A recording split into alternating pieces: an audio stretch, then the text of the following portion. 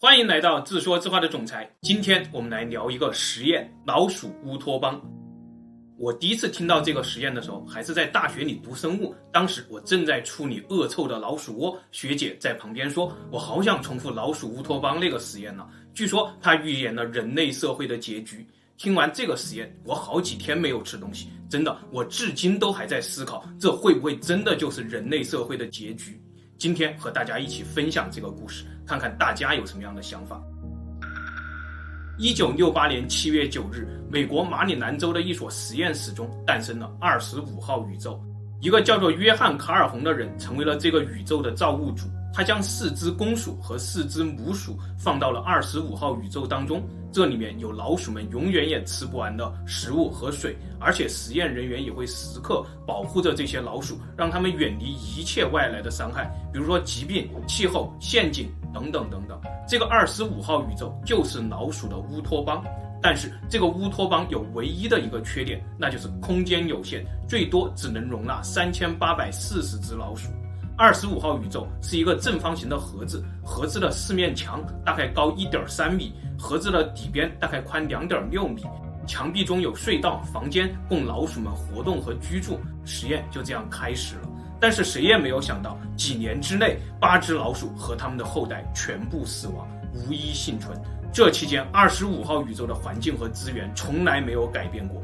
人类为老鼠创造了乌托邦，但老鼠自己将乌托邦改造成了地狱。老鼠们在地狱中灭亡的过程触目惊心。在展开这个触目惊心的故事前，我们先聊聊25号宇宙的造物主，看看他为什么要设计这个实验。约翰·卡尔洪的童年时光在田纳西州度过，追蛤蟆、捕小鸟、抓螃蟹、养虫子，从百草园到三味书屋。童年最初的爱好让他最终获得了2样东西：第一，生物学博士的学位；第二，对神的好奇。26岁进入社会以后，他在马里兰州政府工作，负责研究挪威鼠的习性。挪威鼠是当时马里兰州的头号害虫。30岁的时候，卡尔洪在自己的房子后面建了一个1.5亩的老鼠之城。他预计这个老鼠之城可以最多容纳5000只老鼠，但是2年的时间当中，他发现老鼠的数量从来没有超过过150只。每当老鼠的数量快要超过150只的时候，就会有一个无形的压力形成，就像神的一只手一样，虽然看不见，但老鼠们表现却实实在在地体现出了这只手的存在。老鼠们开始变得不愿意繁殖，行为变得诡异，他们耗费大量的时间将泥土滚成球，而不是去挖掘隧道、建家园。他们不再协作，而是撕咬、争斗，直到种群的数量急剧下降后，一切又恢复正常，那只手好像也就不见了。我们姑且叫这只看不见的手为神之手。这个现象让卡尔洪着迷了，神之手就像控制着老鼠的集体思维一样，而触发这只神之手的机制似乎就是人口数量和密度。接着，卡尔洪建立了一个又一个更大更完善的老鼠之城，他依旧观察到了神之手的存在。卡尔洪认为神之手可能是来自外部环境的压力，如果有了乌托邦一样完美的外部环境，神之手是否会变得更加温和了，甚至消失了？这个想法对于当时正在飞速发展的人类都市也是有很大的研究意义的，因为人类和老鼠一样都是社会性动物。1940年代，2战结束以后，人类正向着城市化迅速发展，研究老鼠之城中的这个神之手就显得尤其有价值。于是，美国国家精神卫生署开始大力支持卡尔洪的研究。到了卡尔洪37岁的时候，1954年，他的老鼠之城越来越高级，成为了老鼠天堂。这里面有更好的设施，可以攀爬的墙壁，可以同时为众多老鼠提供食物的漏斗，还有步入式的单室公寓等等等等。这些老鼠天堂简直就是人类都市的翻版，大家互相不打扰，资源充足，彬彬有礼，娱乐设施健全，居住条件舒适。但是尽管如此，到了最后，神之手每次都会出现，每个天堂都不可避免地出现同样的问题。20多年的研究过程中，卡尔洪开始抓狂，他在论文中写道，人口密度上升带来的行为后果不可避免。他从一个理性的生物学家变得越来越神神叨叨的。然后时间到了1968年，故事也来到了卡尔洪设计最完美的那个老鼠之城25号宇宙。这次卡尔洪发誓要从理性的角度来破解神之手的秘密。1968年7月9日，最初的8只老鼠住进了乌托邦。到了10月下旬，第一只老鼠宝宝降生了。从此以后，老鼠的数量每隔2个月就会翻一番，20只、40只、80只。婴儿长大以后，又有了自己的婴儿，家庭渐渐成了王朝。这是老鼠乌托邦的黄金时代。到了1969年8月，乌托邦的总人口达到了620只。接下来，就像每一个崩溃的老鼠天堂一样，神之手降临了。随着新生代成年，许多老鼠找不到伴侣，也无法在社会中找到自己的位置。那些已经有配偶和家庭的老一代老鼠们呢，依旧把持着老鼠社会。新生代中找不到伴侣的那些雌性老鼠，就搬到更高的无人公寓中居住。他们独自一个人生活，远离家庭和社会，甚至回避邻居。新生代中找不到伴侣的雄性呢，则聚集到了宇宙的中心。他们把食物和水也聚集到那里，衣食无忧，朋友众多，娱乐丰富，但是他们依旧显得烦躁、焦虑和衰弱。接着他们开始互相攻击。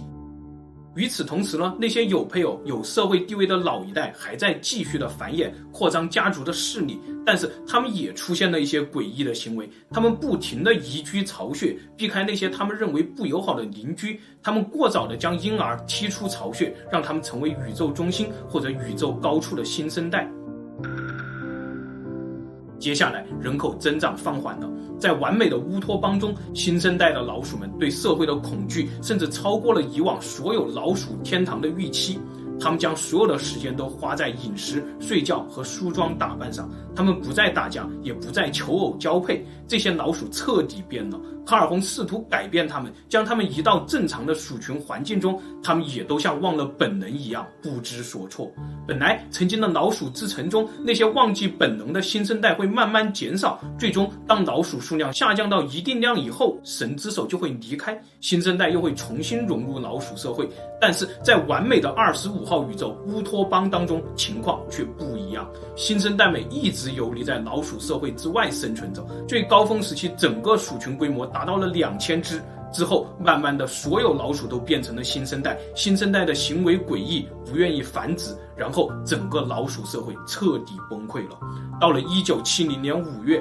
老鼠乌托邦运行不到2年，25号宇宙中最后一个婴儿出生了。从此以后再也没有雌性愿意繁殖后代。1973年的某一天，25号宇宙老鼠乌托邦中最后一个居民去世了，老鼠乌托邦彻底终结。它比曾经的老鼠天堂、老鼠之城毁灭的要更快，只用了不到5年的时间。新生代的行为让卡尔洪彻底崩溃了，他称之为行为沉沦，主要包括以下的内容，分为2个阶段。第一个阶段在神之手刚刚降临的时期，第一，老鼠家族的幼崽在断奶前就被逐出了家门；第二，年轻的老鼠们互相攻击；第四，正常社会中的雄性无力保护他们领地内的雌性；第五，雌性开始变得具有攻击性；第六，年轻的老鼠们开始对攻击变得逆来顺受，不再抵抗。接着，神之手继续掐死老鼠乌托邦的过程中，又出现了如下的行为沉沦：第七，雌性拒绝繁殖；第八，雄性彻底退缩，绝不打架，也不求偶；第九，雄性独自进食、睡觉、梳妆打扮，追求孤独；第十，这些雄性皮毛光滑，没有伤疤，卡尔洪称他们为与末日一同到来的美丽的人。这10条行为沉沦彻底击溃了卡尔洪的精神世界。他在1973年撰写这20多年的研究成果时，竟然在论文中一开头用了大概1/5的篇幅来谈论启示录，并且用显眼的斜体字在论文中强调启示录的内容。卡尔洪的论文发表以后，同时惹毛了科学家和神学家。科学家认为卡尔洪这种用启示录来背书科学论文的做法，简直是科学界的奇耻大辱，从而将他20多年的研究成果排除在了主流科学界之外。神学家则认为，你用动物的行为来预言人类的结局，简直就是对上帝最大的侮辱，比达尔文还要可恶。人类不能与动物相提并论，就像人类不能与上帝相提并论一样。1973年之后，再也没有26号宇宙，老鼠乌托邦也成了一个被禁止的实验。好了，这就是学姐当年给我讲的老鼠乌托邦实验。那年社会上还没有鲜肉娘炮，还没有女装大佬，还没有山河大神，平成废柴似乎离我们也还很远。但是这一切到今天短短10多年而已。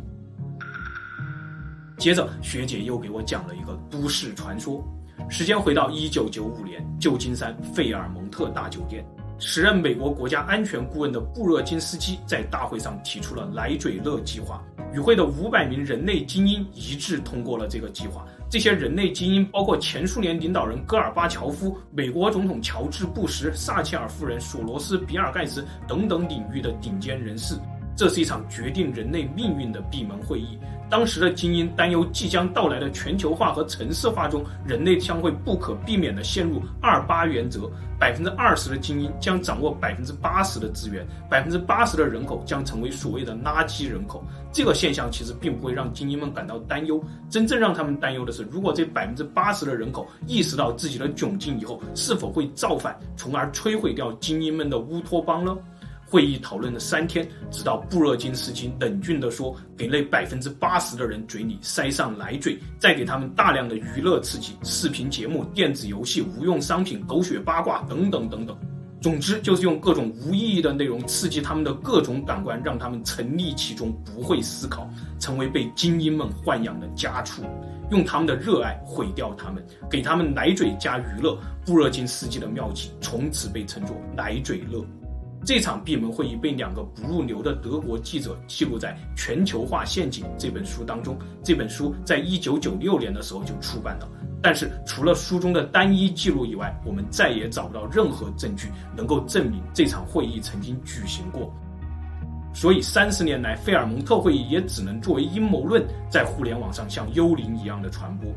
但是现实生活中，我们还是能够观察到越来越多的奶嘴乐现象，而且这些奶嘴乐现象和老鼠乌托邦中的行为沉沦有些类似。比如日本的低欲望社会、低生育率，这就像新生代无法融入社会的情况。再比如现在媒体上出现的那些化着女装的鲜肉偶像们，就很像老鼠乌托邦中和末日一起出现的美丽的人。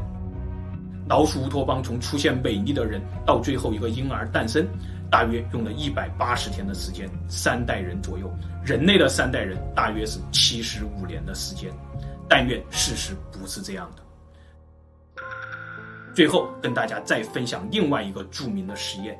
时间回到1970年，25号宇宙诞生最后一个婴儿的同一年，一个叫做沃尔特·米歇尔的斯坦福博士正在实验室里对着32名小朋友说，现在桌子上有一颗棉花糖，你们可以选择吃掉它，或者你们可以耐心的等待15分钟，我返回实验室以后会给你们每个人带一份你们最想吃的礼物。小朋友们纷纷说出了自己希望得到的礼物，然后孤独地坐在实验室中望着那颗棉花糖。实验结果表明，只有1/3的小朋友抵挡住了棉花糖的诱惑，在15分钟的孤独中克制了自己的欲望，没有选择吃掉棉花糖。他们在诱惑最难耐的时候，有的人用双手蒙住了眼睛，有的人背过身去，有的人试图睡着，有的人对棉花糖开始讲故事。总之，他们用各种不同的人格心理战胜了棉花糖的诱惑，得到了额外的奖励。实验还没有结束，20年后，1990年，当初这些只有3岁半到5岁半的小朋友也都长大成人了。实验人员调查过他们的情况以后发现，当初那些没有吃掉棉花糖的小朋友，在学习中获得了更好的成绩，在社会上也取得了更高的地位。但那些吃掉棉花糖的小朋友，则显得更加易怒，更加容易逃避社会，更加愿意接受命运的安排。这个棉花糖实验也是社会心理学中著名的实验之一。米歇尔似乎在用这个实验告诉我们，人类和老鼠不一样，我们人类当中总有一些人格能让我们变得更冷静、更理智，更能抵挡住诱惑，更懂得延时满足的意义。人类中的这些人格是老鼠们不具备的，也正是这些人格才是能够让我们逃脱25号宇宙宿命的工具。最后夫人说，其实你这也是一篇奶嘴乐爽文，15分钟你不可能让大家明白你在说什么，大家看看也就忘掉了。